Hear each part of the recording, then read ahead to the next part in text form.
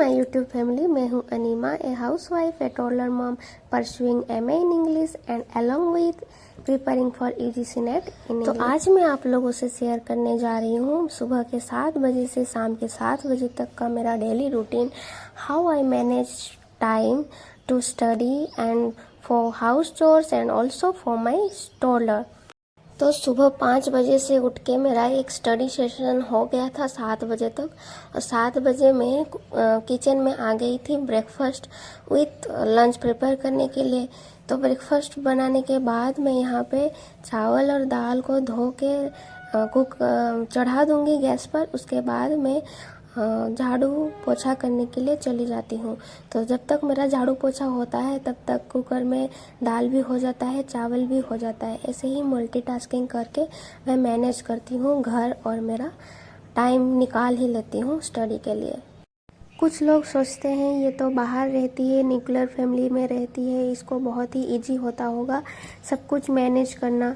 और जो लोग इन लॉज के साथ रहते हैं उनको अपने इन लॉज के अकॉर्डिंगली चलना पड़ता है, काम करना पड़ता है घर पे, तो उनको टाइम नहीं मिलता है पढ़ाई के लिए। तो गाइज ऐसा कुछ नहीं होता है, सबका अपना अपना क्या स्ट्रगल होता है। तो मेरा भी अपना स्ट्रगल है अकेले रहने का, तो सब कुछ खुद ही मैनेज करना पड़ता है। हाँ, इस बात का एक तसल्ली होता है कि कोई मुझ पर कुछ जोर नहीं डालता है, लेकिन वो काम तो करना ही पड़ेगा, चाहे इन लॉज के साथ रहो चाहे अकेले रहो, तो खाना तो बनाना ही पड़ेगा, घर का काम तो करना ही पड़ेगा। चाहे आप 1 घंटा बाद करो, 2 घंटा बाद में करो, लेकिन करना तो पड़ेगा। और एक चीज़ ये है कि अगर इन लॉज रहते हैं तो बच्चा होता है तो बच्चा को संभाल लेते हैं कुछ देर के लिए, या फिर उसका जो भी ज़रूरत होता है देख लेते हैं। लेकिन मेरे साथ ऐसा नहीं होता है, सब कुछ खुद ही मैनेज करना पड़ता है। पढ़ाई करते करते अगर बच्चा को कुछ खाने का मन करे तो खाना बनाना पड़ता है। पढ़ाई करते करते अगर उसको कुछ चीज़ की ज़रूरत होता है तो वो दिलाना पड़ता है। तो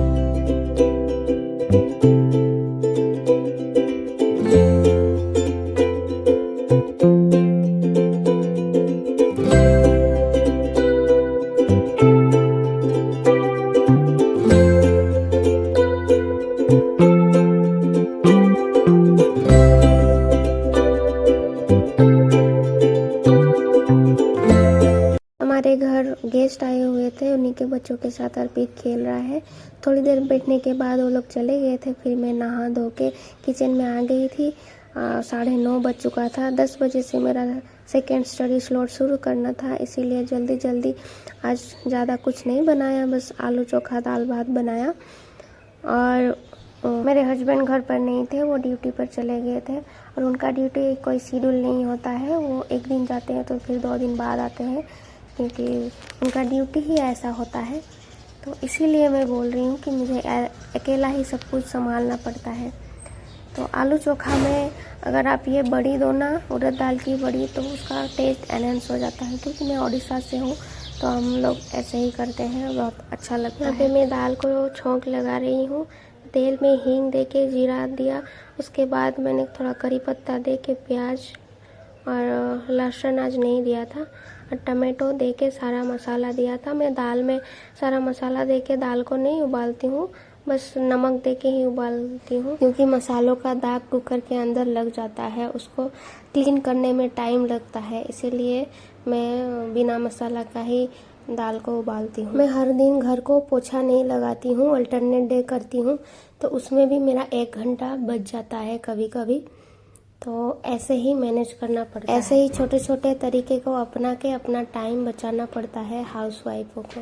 तो अभी तक 10 बज चुके हैं, तो अभी तक मेरा घर का सारा काम कंप्लीट हो चुका है। बाबू को रेडी कर चुकी ही, नहला धुला के उसका सब कुछ तैयार हो गया है।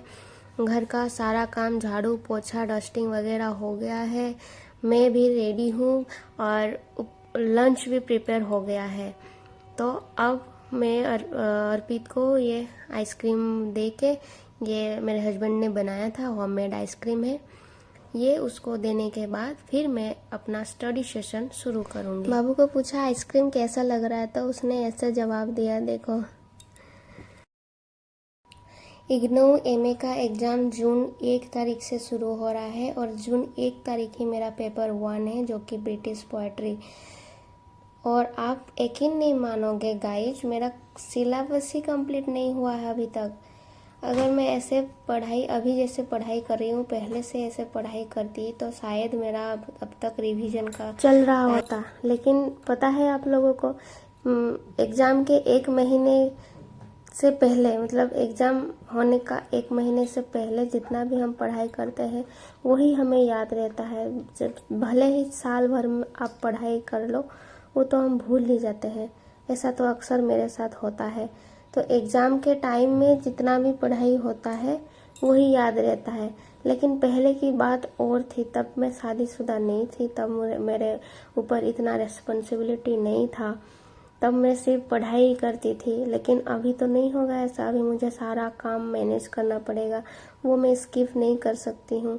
उसके साथ साथ पढ़ाई के लिए टाइम निकालना पड़ता है, तो मेरा सारा टाइम पढ़ाई में नहीं जाता है। तो इसीलिए मुझे लगता है हाउसवाइफ को पूरे साल पढ़ना चाहिए कंसिस्टेंटली, और हर दिन थोड़ा तो टाइम निकालना ही चाहिए। 4 घंटा 5 घंटा तो निकालना ही चाहिए। ये आपका सिलेबस भी कंप्लीट होगा, रिवीजन भी होगा, तो आपको एग्ज़ाम टाइम में उतना स्ट्रेस फील नहीं होगा। ये गलती मुझसे हो चुकी है, लेकिन अब और नहीं होगा। आज से बहाना देना बंद। मैं इतने दिन से वीडियो में भी कंसिस्टेंसी नहीं था मेरा, क्योंकि घर शिफ्टिंग किया, घर का कलरिंग हुआ, सारे काम में मैं बिजी रहती थी। जैसे कि बताया, सब कुछ अकेले ही देखना पड़ता है, तो ना ही मैं वीडियो बना पा रही थी, ना ही अच्छे से पढ़ाई कर पा रही थी। अब जब एग्ज़ाम सर पे आया है तो अब अचानक से इतना स्ट्रेस हो रहा है, तो स्ट्रेस के मारे भी मुझसे पढ़ा नहीं जा रहा है। लेकिन ऐसा करने से तो नहीं होगा, कोई तो आके मुझे नहीं बचा सकता। जो करना होगा खुद को ही करना पड़ेगा। तो अभी भी अगर मैं बहाने बनाते चलूँ तो एग्ज़ाम के टाइम में मेरा हालत क्या होगा। और गाइज एक बात बता दो, रिग्रेट से ज़्यादा पेनफुल कुछ नहीं है। अभी भले टाइम है अभी मेरे पास, तो इतने में मैं जितना भी कोशिश कर सकती हूँ, मेरा 100% दे के मैं पढ़ाई करूँगी। बात की बात बाद में देखेंगे, रिजल्ट अपने मेहनत के हिसाब से ही आएगा। और अभी भी अगर मैं रोती फिरूँ, बहाने देती फिरूँ, डरती फिरूँ कि पढ़ाई नहीं हो रहा है, टाइम नहीं है, तो फिर तो एग्ज़ाम रिजल्ट भी ऐसा ही आएगा ना। फिर उसका जो रिग्रेट होगा उसका मैं कुछ नहीं कर सकती हूँ। कहने का मतलब यही है, जो मेरे हाथ में है अभी, मुझे उस पर फोकस करना चाहिए। ये सुनो। तो फ्रेंड्स, यहाँ पे मैं मेरा स्टडी के साथ साथ मैं बाबू को भी स्टडी कराती हूँ, क्योंकि उसको चैन नहीं मिलता है। मुझे पढ़ते देख उसको भी पढ़ना होता है, तो वो अपना ये बुक सारा लेके आ गया है, एक के बाद एक मुझे एक्सप्लेन करने के लिए बोल रहा है। एक तरह से अच्छा भी है और एक तरह से मेरे लिए थोड़ा मुश्किल भी है।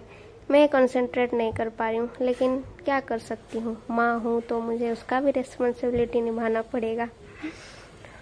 और आज का अभी 10 से 12 बजे तक का स्टडी सेशन हो गया था मेरा।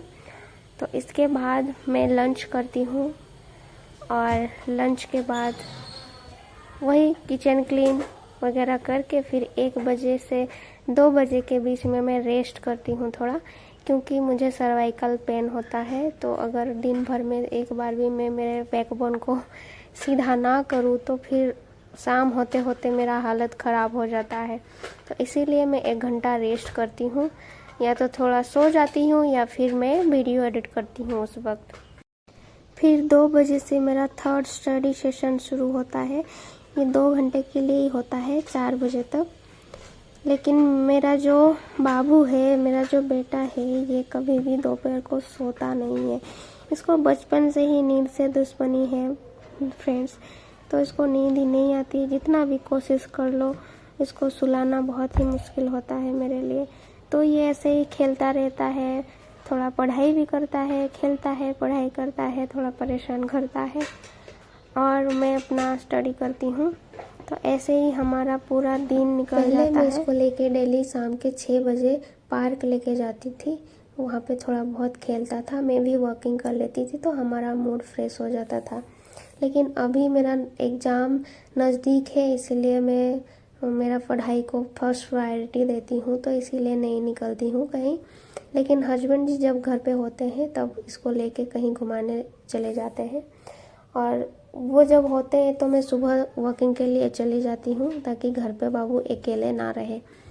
नहीं तो फिर ये पड़ोसी के बच्चों के साथ बाहर खेल लेता है शाम को। तो ऐसे ही बच्चों को भी मैनेज करना पड़ता है, उसका फिजिकल हेल्थ को भी ध्यान देना पड़ता है। क्योंकि इसको अभी तक हमने स्कूल में नहीं एडमिशन कराया है, सोच रहे हैं इस साल एडमिशन कराएं, लेकिन कोई अच्छा स्कूल नहीं मिल रहा है। आप रिकमेंड कर सकते हैं फ्रेंड्स, या फिर क्या चीज़ देख के, कौन सा क्वालिटी देख के हम स्कूल चूज करें, अभी तक कंफ्यूज ही है।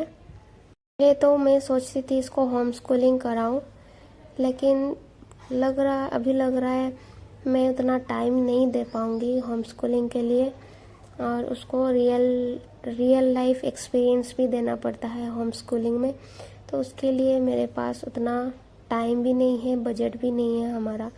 तो इन फ्यूचर देखेंगे, अगर हो सकता है तो होम स्कूलिंग करेंगे। शाम के 4 बज चुके थे, हमारा इवनिंग स्नैक्स मैंगो था आज, और उसके बाद जो मैं ब्रेक लेती हूँ आधा घंटा का, उसमें कपड़े फोल्ड करती हूँ, या फिर प्रेस करना होता है तो प्रेस करती हूँ, या फिर मम्मी के साथ बात करती हूँ। तो मैं स्टडी ब्रेक को भी ऐसे ही घर के कामों में यूटिलाइज करती हूँ, ताकि मेरा काम भी हो जाए और स्टडी ब्रेक भी हो जाए। तो ऐसे ही मैं मैनेज करती हूँ। स्टडी ब्रेक में कभी भी फ़ोन मत पकड़ना फ्रेंड्स, क्योंकि एक बार अगर फ़ोन हाथ में आ जाता है तो एक के बाद एप्लीकेशन, सोशल मीडिया, रील्स, इसी में टाइम कब निकल जाता है पता ही नहीं चलता है। फिर पढ़ाई करने का भी मूड नहीं होता है, माइंड डिस्ट्रैक्ट हो जाता है। तो अगर ऐसे घर का काम करेंगे, या फिर फैमिली के साथ टाइम स्पेंड करेंगे, या फिर कहीं टहलने निकल जाओ, तो फिर दिमाग डिस्ट्रैक्ट नहीं होता है, तो हम आसानी से वापस पढ़ाई करना शुरू कर लेते हैं। गाइस 4:40 हो चुका है, मेरा आधा घंटे का ब्रेक थोड़ा ज़्यादा ही हो गया। मैंने कपड़ा समेट लिया और हमारा स्नैक्स भी हो गया मैंगो। तो अभी मेरा सेकेंड स्टडी स्लॉट शुरू होगा, लगभग 7 बजे तक मैं कंप्लीट करूँगी। उसके बाद रैप अप करके मैं खाना बनाऊँगी, डिनर बनाऊँगी। डिनर करके किचन क्लीन करके मेरा 8:30 बज जाएगा। उसके बाद आधा घंटा मैं थोड़ा पोज लूँगी, बाबू के साथ खेलूँगी, फैमिली टाइम होता है मेरा। देन 9 बजे से 10 बजे के बीच मेरा आज जितना भी पढ़ाई हुआ है वो सारा रिवाइज करती हूँ। कभी कभी आधा घंटा 45 मिनट लग जाता है। उसके बाद 10-15 मिनट मैं जर्नलिंग करती हूँ और नेक्स्ट डे का प्लानिंग करती हूँ, और थोड़ा बुक रीडिंग करती हूँ। कोई भी नॉवेल, मुझे नॉवेल पढ़ना अच्छा लगता है, तो कोई भी नॉवेल मैं पढ़ती हूँ। अभी मैं वेदरिंग हाइट्स पढ़ रही हूँ बाय एमिली ब्रॉन्टे। और ये देखो मेरा बेटा। और उसके बाद मेरा 10 बजे सोने का टाइम हो जाता है। और गाइस मैं इसके आगे ब्लॉग शूट नहीं कर रही हूँ इसीलिए, क्योंकि ब्लॉग बहुत ही ज़्यादा लंबा हो गया है। तो बस आज के लिए इतना ही। वीडियो अच्छी लगी तो like, comment and share and subscribe my channel. Please do subscribe my channel and bye bye, take care.